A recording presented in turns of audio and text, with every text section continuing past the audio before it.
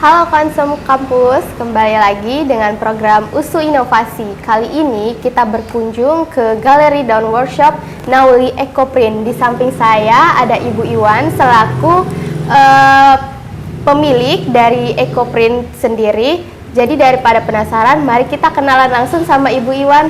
Halo Ibu, mari perkenalkan dirinya. Baik, terima kasih atas kunjungannya. Assalamualaikum warahmatullahi wabarakatuh. Perkenalkan, nama saya Iwan Risnasari, ya, biasa dipanggil Sari ya. Jadi saya mengajar di Fakultas Kehutanan USU.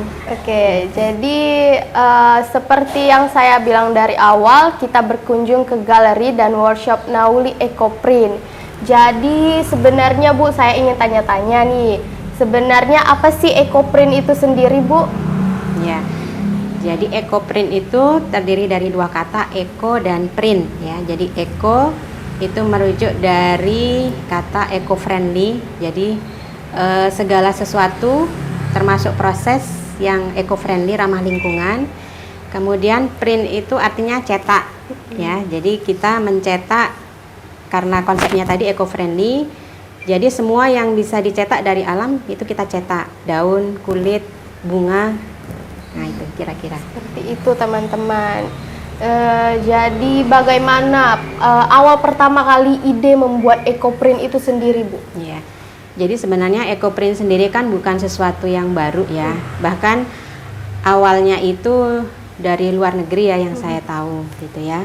Kemudian masuk ke Indonesia mungkin sekitar 2010-an, tapi saya baru mengenal Ecoprint itu di 2019 ya, awalnya ketika saya ingin membuat kegiatan pengabdian. Kira-kira apa yang pengabdian gitu ya, yang sesuai dengan bidang kami ya, kehutanan, teknologi hasil hutan, yang itu bisa dilakukan di masyarakat gitu ya. Jadi tidak harus melibatkan peralatan yang banyak atau rumit gitu ya. Nah kemudian saya melihat di media ada Ecoprint, dan setelah saya cari lebih banyak tentang Ecoprint gitu ya, ternyata Ecoprint itu sesuatu yang menarik dalam artian banyak yang belum diteliti gitu ya. Kalau secara komersil mungkin sudah banyak pengrajin ya, tapi misalnya ini tahan lunturnya berapa lama, nah itu masih belum banyak diketahui gitu. Jadi memang perlu banyak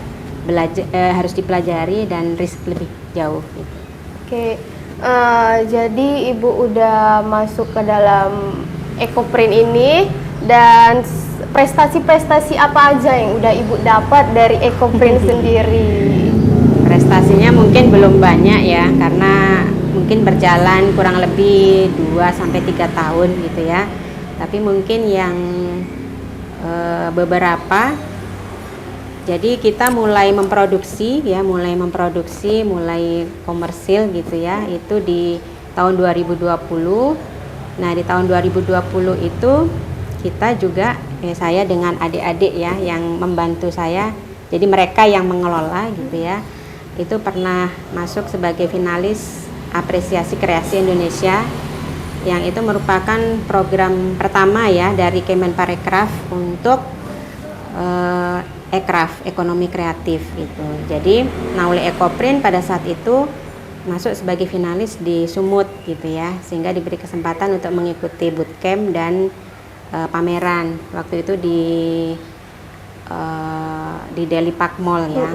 Kemudian kalau tahun ini alhamdulillah Nauli Ecoprint juga lolos gitu ya, lolos seleksi di ECP, Export Coaching Program, yang dilaksanakan oleh Departemen Perindustrian ya kalau nggak salah ya, bekerja sama dengan divisi ekspor gitu ya. Jadi ya kita ingin menjajaki gitu ya, mempelajari bagaimana mekanisme kalau ekspor, terutama untuk Ecoprint ini sendiri gitu ya, karena bahan-bahan yang eco-friendly itu kan cukup banyak diminati ya di luar itu. Kemudian beberapa kegiatan yang lain ya, kebanyakan memang dari Kemenparekraf ya, termasuk Widuri, Wirausaha Digital Marketing di Ekraf.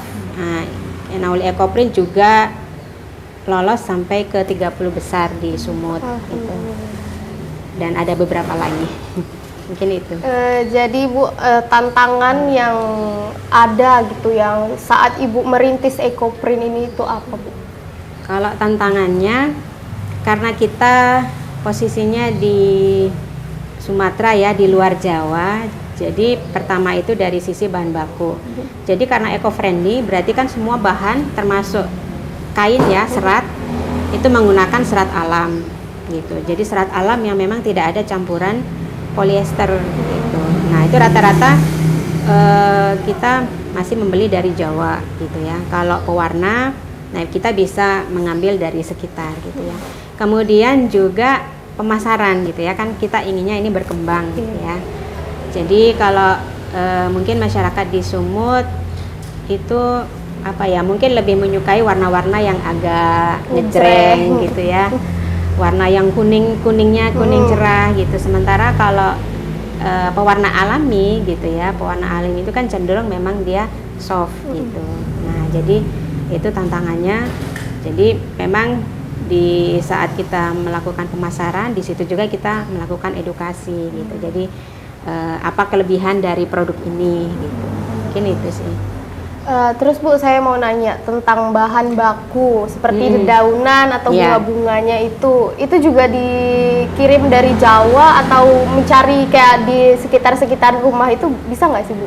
Bisa sekali. Kalau rumput-rumput yang di depan rumah juga bisa gitu ya. Tapi tergantung nanti kita menyiasatinya gitu. Jadi kalau daun-daun yang pigmennya atau taninya kuat gitu ya, nah berarti itu bisa kita aplikasikan ke kain yang putih gitu. Tapi kalau misalnya seperti dedaunan, termasuk rumput sulur-sulur ya, itu kan dianggap masyarakat sebagai gulma yang nanti dibuang gitu ya.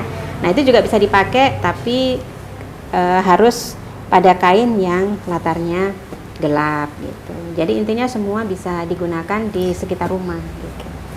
Ada nggak sih Bu teknik tersendiri untuk mencuci EcoPrint ini biar dia nggak luntur gitu? Ya, prinsipnya hampir sama dengan batik ya, batik tulis gitu. Kalau batik kan sekarang juga ada batik printing juga ya. Nah kalau batik tulis namanya pewarna alami ya. Jadi dia mengandalkan warna yang memang keluar dari daun, sehingga salah satu kelemahannya dia tidak bisa berikatan kuat dengan serat.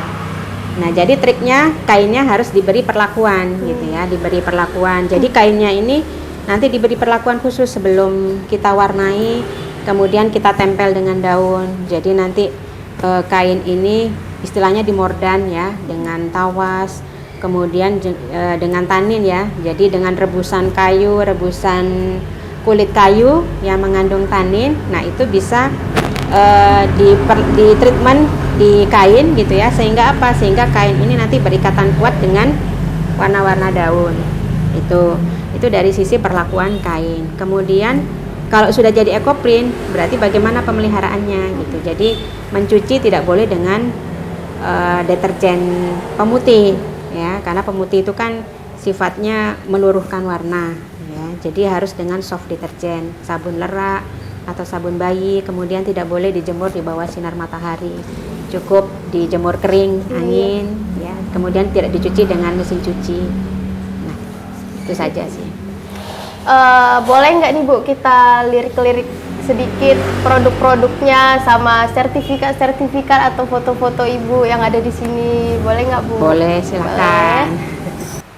Oke, jadi kita udah berdiri di salah satu produk-produk yang udah Ibu Iwan buat dengan teman-temannya. Jadi Ibu, ini apa Bu sebenarnya Bu? Ini kain atau jilbab? Kalau ini ya jilbab segi 4 atau jilbab square sama pasmina. Kalau ini kain untuk bahan baju ya gitu.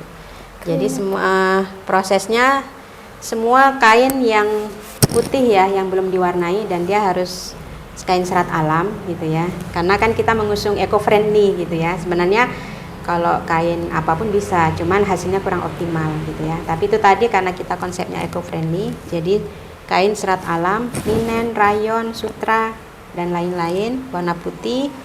Inilah kemudian kita proses, kainnya kita treatment dulu gitu ya, dengan bahan tujuannya supaya bisa menyerap warna dengan baik dan bisa mengikat warna. Kemudian juga bisa mengikat warna daun gitu ya. Jadi semua warna ini ada yang orange, ada yang kuning, ada yang hijau. Ini memang Warna alaminya. asli. Jadi terserah daun dia mau mengeluarkan warna apa, Iya, itulah iya. dia. Jadi bukan saya yang mengecat atau apa gitu ya. Nah, seperti itu. Ya. Dan ini mungkin produk turunannya ya. Kalau ini kombinasi, jadi ini kain polos ya. Baju, kemudian kertas juga ya. Jadi bisa untuk home decor juga. Ini kertas linen. Jadi semua prosesnya melalui pemanasan ya. Pemanasan berarti bisa dikukus, bisa direbus karena pigmen daun ini bisa keluar gitu ya ketika ada panas. Jadi kalau cuma ditempelin terus disetrika nggak akan keluar warnanya. Jadi melalui panas. Nah, ini kertas linen direbus juga gitu ya. Jadi direbus di dalam dandang gitu ya. Nah, jadi seperti ini, seperti lukisan gitu ya. Padahal saya hanya meletakkan daun-daun saja. Gitu. Jadi bisa di kain, kertas, sama kulit ya, kulit domba atau kulit sapi. Jadi prosesnya itu Bu ada yang dikukus dan direbus Ya. gitu. Tergantung kainnya. Iya, kalau kain biasanya dikukus. Tapi kalau kertas kemudian kulit, nah itu direbus. Jadi lebih optimal gitu. Jadi warnanya itu keluar lebih bagus. Jadi warna itu lebih bagus tercetak di bahan gitu. Terakhir nih Bu, sebelum kita berpisah kepada teman-teman, kalimat-kalimat motivasi yang bisa Ibu kasih kepada teman-teman di rumah agar kita tetap mencintai lingkungan. Ya, baik. Jadi dengan kami ya, saya khususnya memproduksi produk-produk ekoprint ini gitu ya, itu juga dalam rangka untuk mengajak masyarakat untuk kembali ke alam gitu ya, karena dengan kita memanfaatkan daun-daun yang mungkin selama ini tidak kita lihat gitu ya, ternyata itu juga bisa menjadi nilai gitu ya, nilai jual yang lebih. Kemudian juga produk-produk ekoprint ini kan tidak menggunakan pewarna sintetis gitu ya, sehingga apa? Sehingga bisa mengurangi beban bagi lingkungan gitu ya. Setidaknya kita bisa mengurangi limbah ya, karena limbah pewarna sintetis itu kan cukup banyak ya, karena tidak bisa kita pungkiri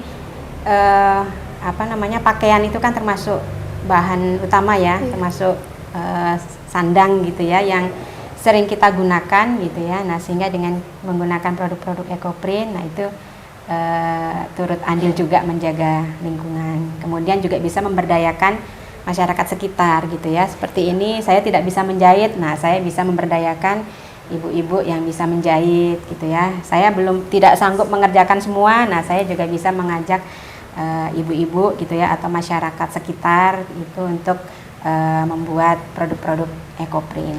Mungkin itu dari saya. Baik teman-teman, mungkin sampai di sini kunjungan kita ke galeri dan workshop Nauli Ekoprint. USU Inovasi bekerja dalam kerja nyata.